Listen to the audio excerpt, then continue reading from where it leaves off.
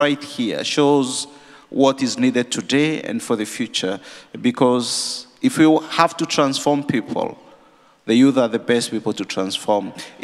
For example, today, what I can say today, if a youthful person takes it right now, it will go to 100 people who they have, 50 of them, they have never met face to face.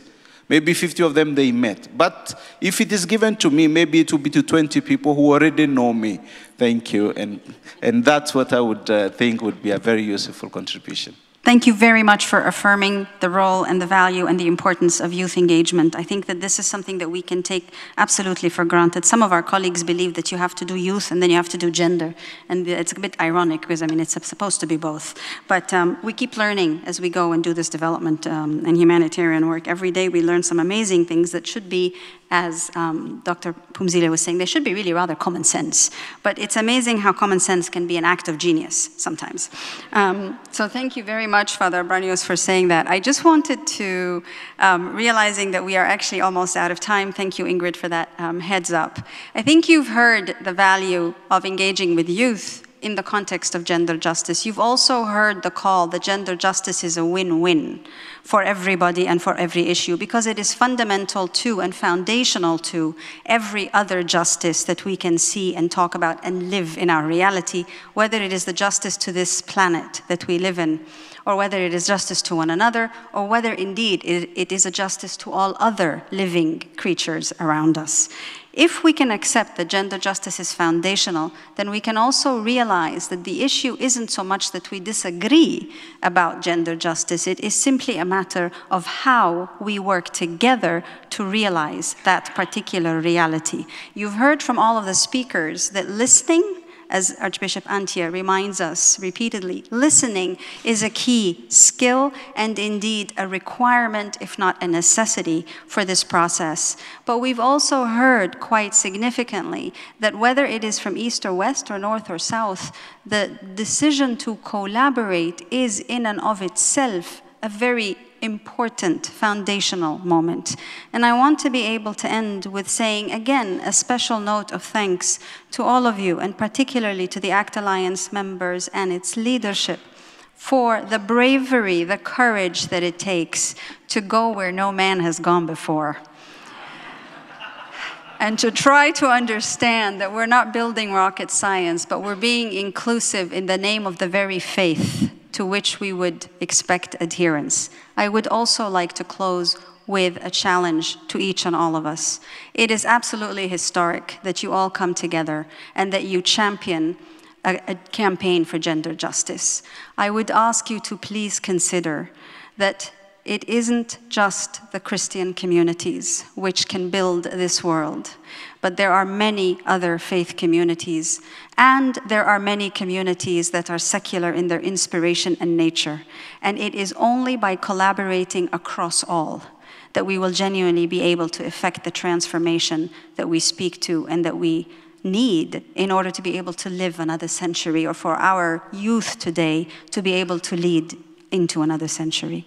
So please consider expanding the partnerships and the collaboration. You've heard a lot about the youth, and there is no question about that. I just, as a demographer, or coming from an organization that works in demography, I've also learned in the last few weeks that we're talking about an increasing population of elderly around the world.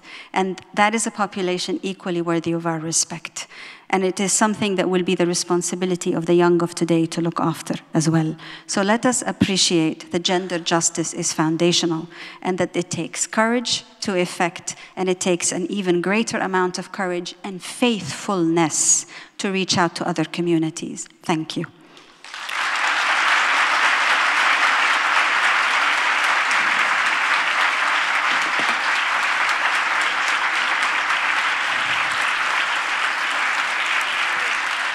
Thank you. Thank you. Thank you to the panel. Thank you to the panel. I guess today we've learned a lot. We've been inspired, we've been provoked, we've been challenged, and we've been touched.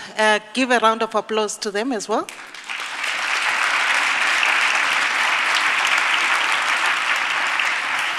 Now, Sara Kambambari from ACT Secretariat will give some practical information before Rudemar will round off. Welcome to the stage.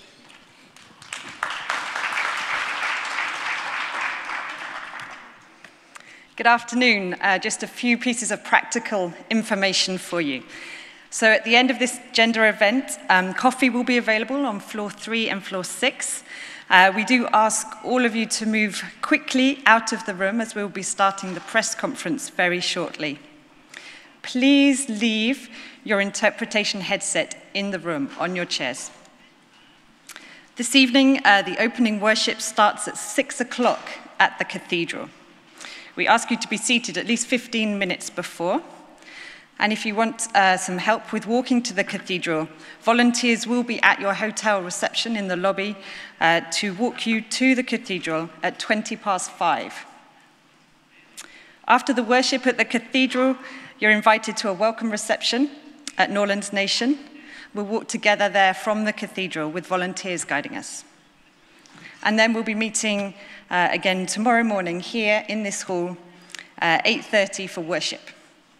Upon entering the building, please leave your jackets and coats at the cloakroom in the basement.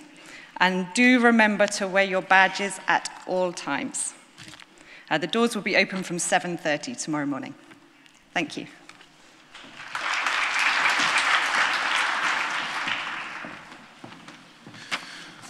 Well, that was a great event, a celebration of wonderful people who care about gender and justice. We are proud of the wonderful speakers who have challenged us today, but also inspired us today, sharing their experiences and hinting at the way forward for humanity. It's wonderful to see so many gifted people here with us. We heard today, in this afternoon, about the statistics of the different challenges women, men, boys, and girls, and sexual minorities face around the world. We also have heard about the specific role of faith-based organizations play in gender justice, how stereotypes and social norms have to change, especially on discrimination or violence against women and girls. We have heard about the Beijing Platform for Actions and the need to tell stories of hope, stories that represent the world that we all dream of. As ACT Alliance, we can be proud of our history of systematic engagement on gender justice. However, we should not be content with which we have achieved so far. The world is a long way from gender equality, and there are movements working to backtrack on the gains we have made. More than ever, we need to reinforce our engagement in matters related to genders. That's to say, every matter. As a faith-based network, we have the double responsibility for greater engagement on gender, as sometimes our own structures and legacy are supporting patriarchal, social, and cultural norms that undermine human dignity at large. That gives us both the opportunity but also the responsibility to take a more prominent role to promote gender justice. We have to live out our faith and base our work on our Christian values, recognizing that every person is created in the image and likeness of God.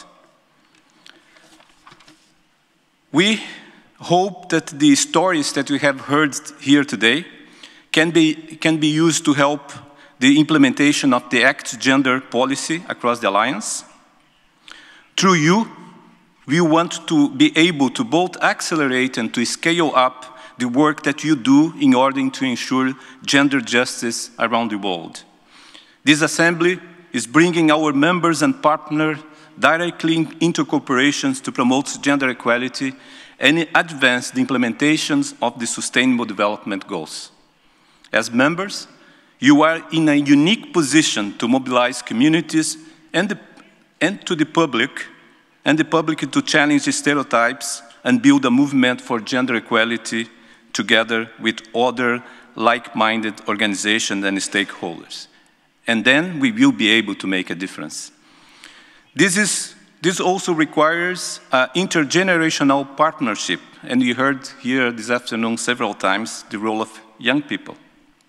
With those here today representing a wide range of ages and backgrounds, most of us here, we were very young in our minds, but some of you are young in your age. It's important that you bring a new, fresh youth perspective for our work on gender. Today is a chance for all of us to learn, to share, to achieve, and to celebrate our commitment to gender justice. Let's make sure that you use this moment to launch the Act Gender campaign across the Alliance and beyond it, as was suggested. Let's work to bring together all our work, resources, and efforts on gender to ensure this campaign and our existing and future work positions ACT Alliance as a leading faith-based organization on gender justice. Thank you very much. Let's act for gender justice and let's change the world. Have a good evening.